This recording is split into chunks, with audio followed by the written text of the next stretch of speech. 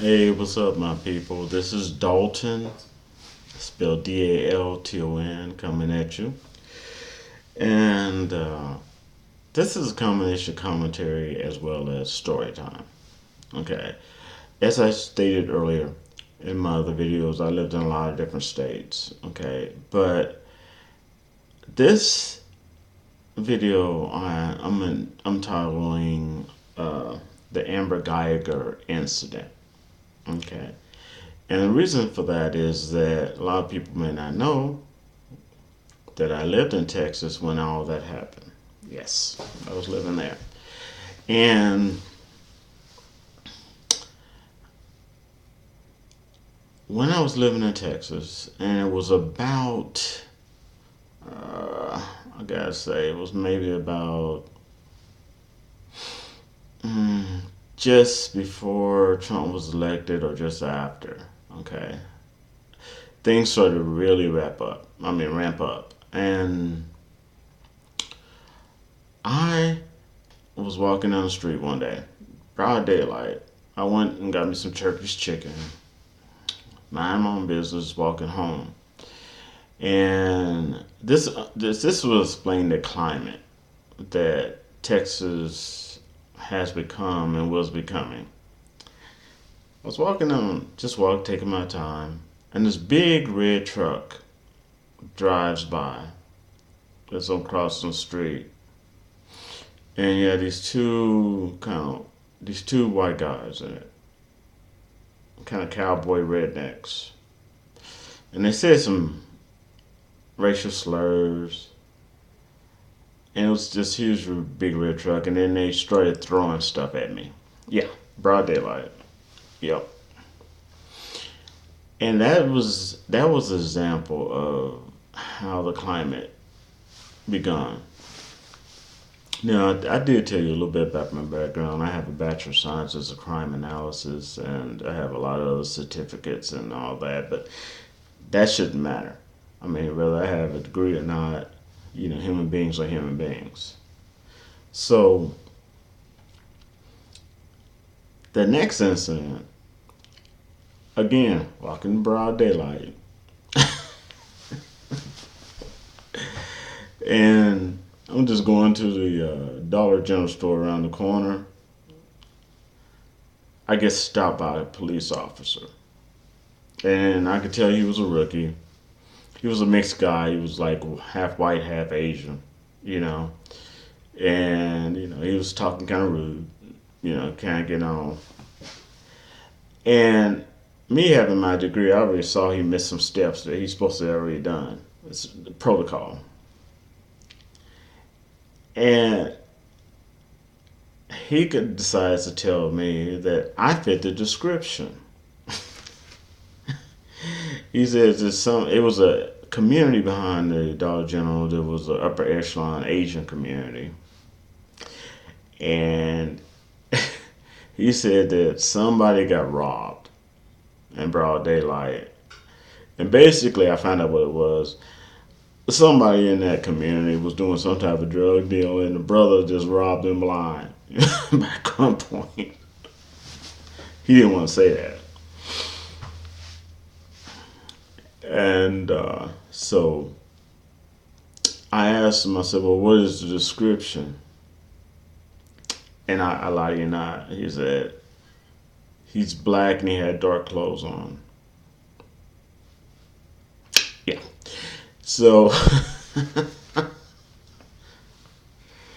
so this guy, he's like, okay, could you just put your book bag down and all this other stuff? So I could tell he was just getting kind of cocky. And I told him, I said, okay, I'm going to be honest with you. I said, first of all, you missed some steps. I said, I have a Bachelor of Science in Crime Analysis, and I don't know if you knew at this, but you did miss some steps. So then the older cop, another cop came up driving up, and I think it was about 2 or 3 cops at that time. Yeah. So the older cop comes up there, he's talking to me, and he realized, oh my God, this rookie was just being gung ho. He just decided to pull off any black. So he's trying to smooth things over. And you could tell he's embarrassed. He's just the older cop. He was white, but he was seasoned. You could tell he was embarrassed and like, jeez, thought this guy went through training. So eventually, everything, they say, oh, okay, it was misidentity and all this other stuff. You can go. I'm like, yeah, I know I can go home. I'm just like, okay. So that happened.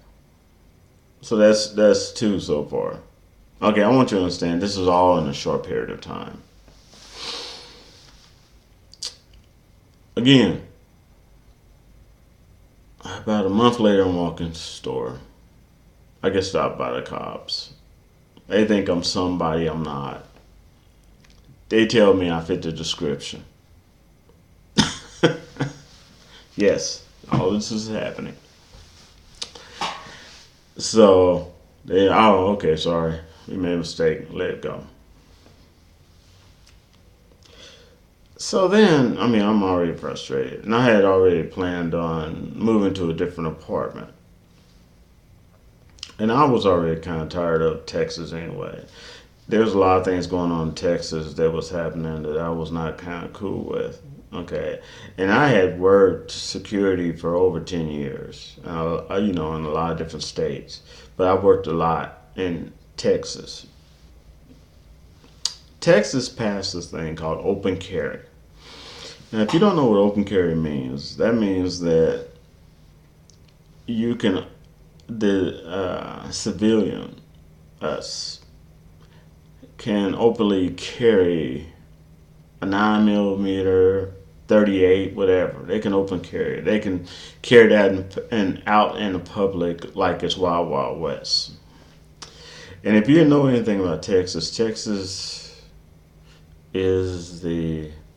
sells the most legal guns of any state in the United States. Texas is. And so they passed a law. Everything was open carry. Now, not is it just open carry. Like, I'm talking about you can get on a bus and then you'd be sitting by somebody with a 38. I did. I got on the bus and some guy came out with a 9mm. Yeah. Everybody on the bus can have a gun. Like the open Wild Wild West. A lot of people don't know this. A lot of corporations don't know this. When they even try to build out in Texas, they don't do their research. Also, there's open carry on campuses. Yes, you heard me right. If you're 21 years old, you can openly carry a 38 on campus in Texas. Yeah. So it's not just open carry on the street, it's open carry on campus. Okay, but back to the story. I'm at home chilling out, and I see on the news, and I'm thinking, and I had to literally, honestly watch it 3 times. And when I did, I was just shocked. But if you know anything about Texas, a lot of states do, but Texas got some kind of really bad history with law enforcement, especially with racism. Okay. There was like a whole group of police that went to jail because they just targeted nothing but Latin and black people, and they found out. Okay. The FBI investigated and found out. It was like, and a lot of times there's a group within the whole group. Okay, it's not everybody. That's what people get wrong. They think it's all the police now. There's a lot of times it's like a little faction or group within a group but because they take advantage of the brotherhood that the police offers to cover themselves. Well,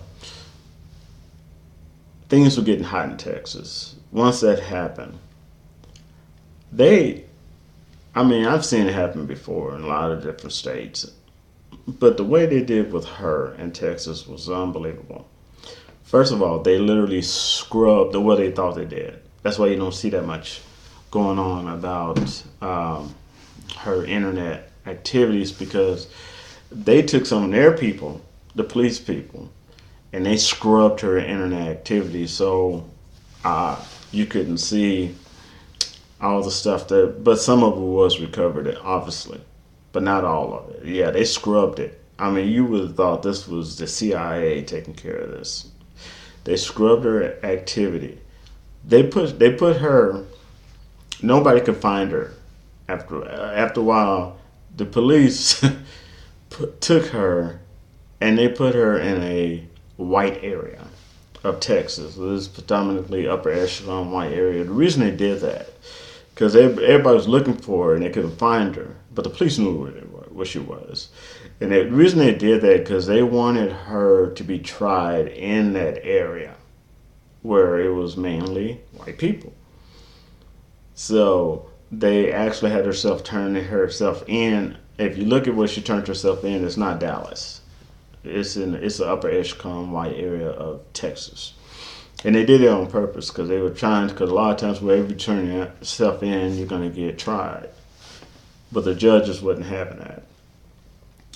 Okay, and they act like she was Queen Elizabeth, man. The things they did for her, and even if you look at the trial will tell you in the trial, her supervisor, I mean, he's up there in the level. He even said, I don't see that she did anything wrong by killing an unarmed citizen. The people that, you have to understand, the people that wanted her to go to jail, it wasn't, a lot of people think, oh, it was just people of color. No, it wasn't just black people or Latin people. The fact that she opened fire on a person in their own apartment, killing them, just, didn't even announce herself.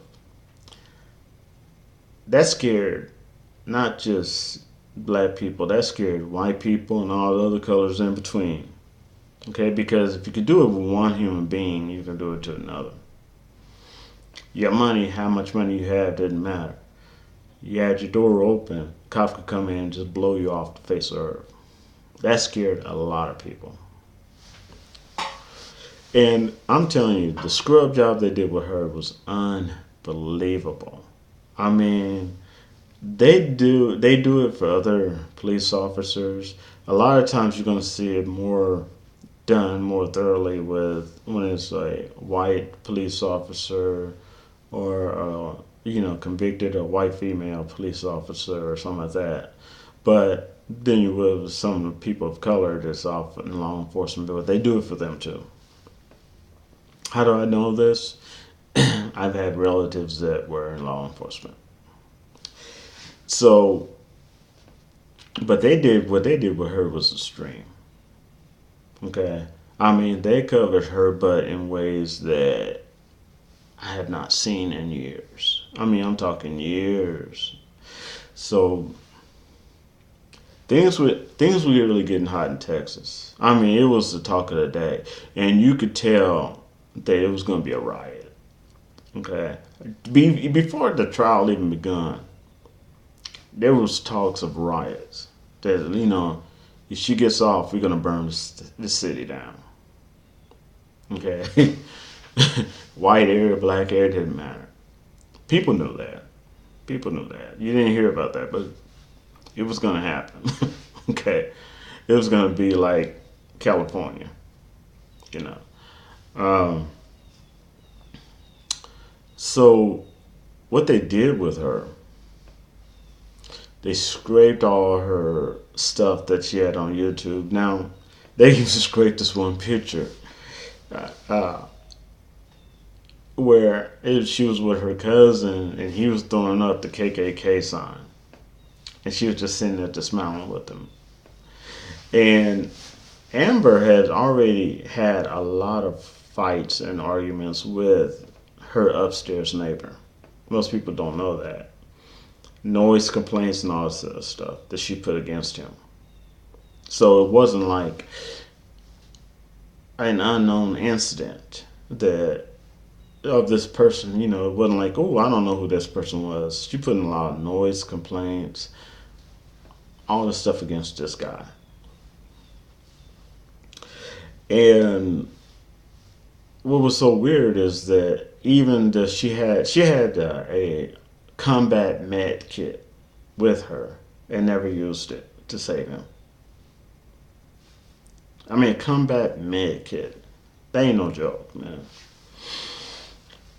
But yeah, so you have to understand the climate because things were brewing up anyway. Because you had these little different factions, and it's still happening. But you had these little groups of races popping out.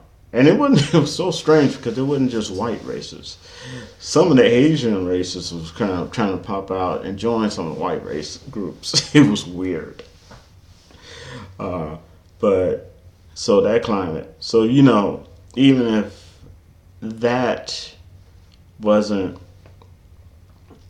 you know, even if that incident didn't happen, something was about to happen. Okay, and more and more, these little groups were getting bolder and bolder. They were coming out of the woodworks. And I had been there in Texas so long that I was like, okay, I need some fresh air. I mean, I was feeling like I was suffocating. It would just get stuff. And eventually you get tired of the BS. But, I was just like, okay, I just need some fresh air. That's one reason I moved. Because I was like, Texas has a lot of good aspects, but also it has a lot of bad too. Okay. And let's not even talk about the border wars. Oh my God. That was brewing up at the same time. So you had a lot of crazy stuff going on at the same time that people don't know about. And I mean, they covered her butt. Okay. And then, here's the weird part. Then they gave the case to the Texas Rangers. That never happens. That never happens. And then once the Texas Rangers started coming up, all of a sudden, these little different publicity stunts started coming out, talking about, oh, we found weed in his apartment, you know, and stuff like that. They were just trying to do anything, to discredit this young man that was shot in cold blood, and wasn't in no attempt to save his life was even given. Okay, even when you listen to her calls, this is a coldness. You listen to the calls; it's all about her. Now, what can I do to save him? And oh no, my job. Oh, I messed up. Oh, this is gonna cost me my job. Never was it. Okay, what else can I do to save this person? How can I give mouth to mouth? What can I do? It was never done like that, ever. And I think one of the reasons that she lost is because people just didn't like her. And it's not like a black and white thing. It's like a lot of people just didn't like her. They saw some type of like sociopathic type personality in her, which couldn't see beyond her own self and really didn't have the empathy to uh, care about even emotions. And if she could do it to one, she could do it to another. And people knew that. And the ability, because they knew that if she got off, the ability of any officer going in any place and shooting up somebody could happen. Because it did. I mean, he had a bowl of ice cream, dude, watching the game. Think about that. He had sit down, had a bowl of ice cream, watching the game, and somebody comes in and just blows him away in his own apartment.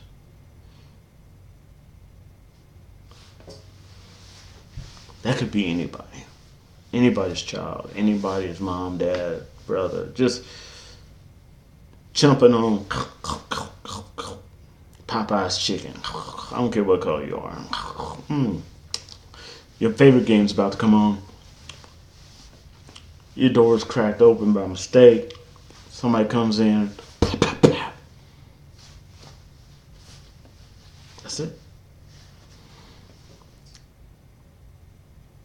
And a lot of people try to speculate a lot of different things. And when that young man hugged her, that was to me, that was a show of unconditional love that he was showing, and you could see it was. But you got to take in consideration that he's young. For those that have been going through this type of misery for years, and nothing really has ever been done about it, it's been so well covered up. Getting to that point of unconditional love, they have to go through a lot of layers of pain, even if they want to get there, because they've been through more, because they're older.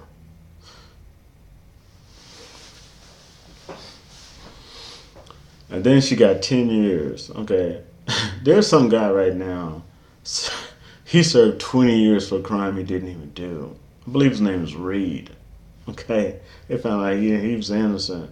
You got people now serving. They find out they're serving 15 years or something like they had 4 joints on them. She got 10 years. That's why a lot of people are upset about that. But okay, but that's my Amber Geiger incident, and that gives you a perspective on the climate, because it wasn't just what she did. Okay, I mean, it could have been an accident, but come on, I mean, there's a lot of details that she should have paid. She should have seen from the get go. You could have been drunk or high and seen those details, like big red carpet in front of your apartment, not seeing that, and you're stepping on it. Okay, it's like, what were you taking, man? That was some good stuff. But besides all that, though, so that was my incident with the climate of change that was going on, and it's still going on in Texas, and things I went through, and that was, when she did that, that was just the straw that broke the camel's back, because there was stuff brewing already with the border wars in Texas and these little racial groups popping out and fanatics jumping out saying how proud they are and taking up Trump's side and being this, and fanatics on the other sides too. You have fanatics that were ready to kill the other fanatics. Yeah. I mean, you had all that shit going on in Texas. So at the time, and it still is. So you have to understand the climate. Okay, that was and is, and then something was gonna pop, and that what happened with that incident was one of the things that popped. And that young man that got shot and killed, there was a witness. I believe, the first time they tried to get him to talk, he started burst out in tears. And I believe he was genuinely sad because, one, he knew the brother that was shot and killed. And two, I honestly believe he was threatened. His life was threatened before he testified. And he knew if he was between a rock and a hard place, and he knew if he did the right thing, he was going to die, and he did. Okay? And as they always do, they're always going to say it was drive-by shooting, gang-related, race-related, same, black on black crime or some bull crap like that. It's an easy way out. But I think the tears that he had was genuine because he had to make a choice. Either he's going to lie or he's going to tell the truth. And if he tell the truth, one way or another, he knew he was dead. And they did kill him. Anyway, so that's my story, stuff I went through, and how it all, when that incident happened, how it was just like, bam, how it kind of blew up. So you get a little bit of taste of what was going on there. All right, and you could tell also, like I said, it's open carry state, so it wasn't gonna be a typical riot. Okay, in Texas, it wasn't gonna be just a place being burnt up, because once military, police, they could have came in, started using gunfire, but it's open carry, so they were being fired at as well.